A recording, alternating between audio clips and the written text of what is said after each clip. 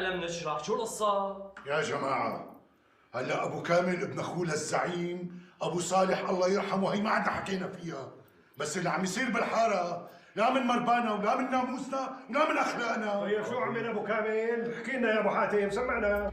أخذ بيت أبو مرعي غصب عنه، وأخذ بيت عمة أبو النار وحط إيده على بيت ال11، واشترى دكانة أبو سمير الحمصاني وحط لنا زلمته النمس فيها، وآخر متاخر احكي يا أبو ممدوح، قل له شو صاير معك؟ يعني النمس طالب مني يشتري بيتي لصالح مأمون بيك. لا يا ابو حاتم، لا خلص قولها بقى، قول انه الشر حسد وديت عيبها. اظبط كلامك وعرف مع مين عم تحكي، ها؟ اوعك، أنا أبو حاتم الشامي، معروف أصلي وفصلي وقديش مكاناتي. يا جماعة صلوا على النبي. اللهم صل على النبي. لا يا ابو حاتم والله عنا قصة تتخانق